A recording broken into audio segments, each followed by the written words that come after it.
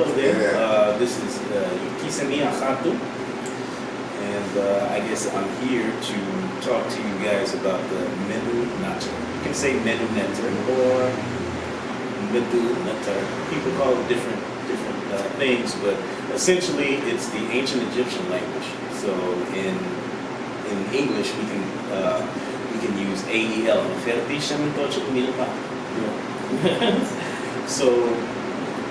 So the day before my daughter was born, I went to a linguistics conference, attended and actually facilitated by a few people know right here.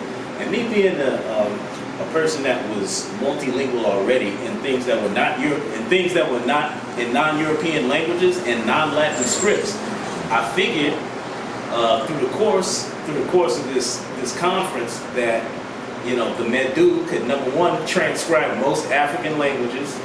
Number two, was the mother of most scripts used in the world today, outside of a couple other ones. People who are linguists understand that. And that it's very, what you would call culturally black. It gives more credence to the feminine energy. It does a lot of things that English does not do. So for that reason, I bought all these little fancy books. And me understanding IPA, linguistics theory, and being fluent in at least one other natural human language that's currently spoken, the first words that my daughter heard were basically me speaking in the Medu. Now I know that it's called Ranikumata, or, you know, some sort of derivative of those consonants. So with that being said, I'd just like to unlock a lot of what was, I'd like to say, you know, what's part of the Egyptian mind. And by that, I mean just the amalgam of the thoughts, understandings, and behaviors of the people that we say were part of the ancient Nile Valley. The people who brought what other people call civilization is. Because I might have a different meaning for civilization, okay? But what these other people mean, if we're gonna go by that, then we have that. I might think that the first technology and things that are technological are not electronic. Technology is a means by which you overcome obstacles and solve problems. Therefore, family is technology, speech is technology, other things are technology, not electronics. And yes, I've gone to school for electronics and taught physics. Been the head of different departments in different cities and school districts around the country. Okay, but that may not be technology. In that same vein, what we construe to be civilization may also have, you know, disparate tributaries. That means that if we want to count and do the counting and read these goofballs dictionaries and say, okay, well, this is what civilization means. Well, you know something, that way too, the first place that we all know that emerges is in Africa and with melanated people and such and forth. Okay? So that's what I want to be able to expose, basically through peering into the mind of the ancients. Okay? After going through all the other little cultures, I went to school in Asia. Did business in Asia, lived in South America. That doesn't mean I visited, was partying on beaches, and meant that I had a job. I understand things about, through that process and what I was doing there and how I, you know, inquired about the local cultures. I understand different civilizations have a lot to contribute. However, now it's time to look into some of the ones that are on the African continent, you know. The most primordial with the most complete record of documentation being that of the Remichi, okay, or the ancient Egyptians. So with that being said, that's pretty much, I mean, people have questions or whatever. Yeah, but that's essential. That's essential. How does learning African-centered languages affect the ability of the brain to process on a higher level?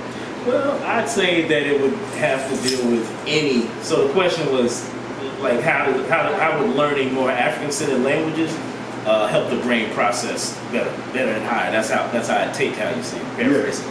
So what I would say is that any different system of thinking and cognating or trying to cognize different, I would say, phenomena. I might call this one thing in one language and another one is called this, and then in another language that's unrelated, they may not say that this is an object. They might say the process, the thing that comes at the end of the process of you putting, 4 sticks on a flat piece. It just makes you think a little bit more different. Okay, so anytime that my computer, because people younger and came up in the computer age or the information age, if I have more processors, that just means I have more processors. You can figure out whatever conclusion, you can draw whatever you want to from that. More but tools. having one, Yeah, more tools. I just have people who understand more and different languages, not just more the same. But more and different languages get to peer into the minds of those cultures, the people who created those, and you're just able to understand more, And I don't think that's really debatable. It's not debatable. Just like people who are in the language arts, like people who can read, write, and experience and produce music. They're multilingual, but they're not multilingual in the way that you immediately think of in these sorts of societies, industrial societies. But they are multilingual at the same time. So the language that you speak with your daughter, what is that called? Rani Kumata. So the language, just like for instance, so we were born in the United States, but we speak what? We speak English. It's not England, okay, but we write. What do you call that alphabet we write in? Latin alphabet. It's the Latin alphabet. Latin? Wait a minute. A, B, and C. Yeah, that's Latin. It's not English because the people there were illiterate. They didn't have their own script when the Romans came. The Romans from Rome, who spoke Latin, came and conquered them. So yeah. So in that same way, you can speak one thing and write another. Like I spent years understanding Japanese. It's written kind of in Chinese, or like an augmented sort of Chinese. Of course, I could use the linguistic terms to really describe it with that degree of detail. But the written language is called something like Medunacher or Medunetter, however you want to say it. But when you speak it, Rani Kumat, Rani Kumat, or Rani Kumat, and we can go through like what it means later. I think your daughter wants to exchange. If you can interpret, exchange something, give us a little feedback. I have a question. My English, okay. When I hear people speak a different language, I hear them also sound differently from the way they naturally sound. Your personality changes. Yes, I'm curious about that, okay? Why is it there that when I hear you speak your Egyptian language to your daughter, right? You sound differently than when you're speaking to me right now. Absolutely, yeah. So why is that? Well, I guess you could say there are different ways to say it, but the way I'm going to say it right now is that you jump into a different personality. When I speak Japanese, I don't speak the exact same, like, oh, I was born on 53rd, my mother's from the I to be like, and I got people from down south. I don't have it. I don't have the same thing. Or where I was educated, I have a different personality, and many people do have different personality. I'm glad you're very perceptive and sensitive to different fields. But the main thing is that I do have a different accent. Like I could say that in Japanese, and I might be emulating something that I saw when I was younger, since I learned it when I was younger, and maybe it was more sports or martial arts oriented. So I might speak like somebody like that. For instance, there's a person that tutors her in the language that we speak. She's mid-20s, and she's originally from Nigeria and reads and writes Arabic because she's a Muslim. I tutor her so she can speak to her in a feminine way. Does that make sense? Neferti. Yiritinto Isha said, Wati. Neferti Achato.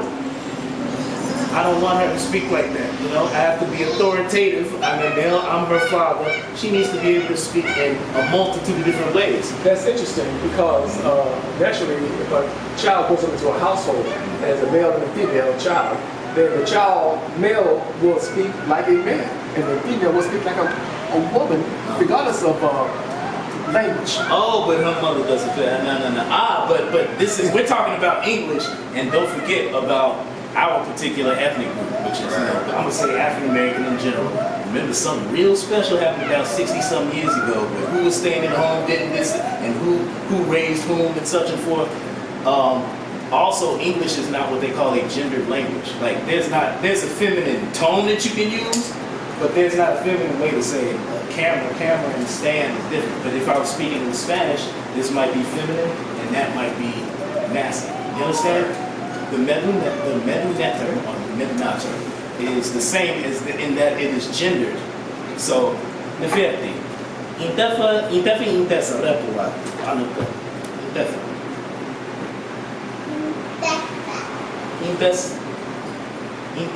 Intefa repua, isoneta khana.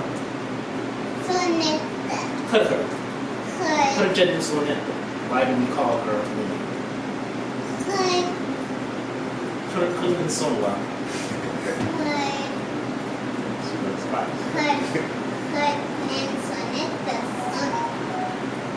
Okay, well, if you're not a woman, you're a man. Yeah, so I mean, linguistic level at 5 years old. So all I'm saying is that it's beyond just the gender structure of the different languages. Just like if we were speaking in, Castellano, Español.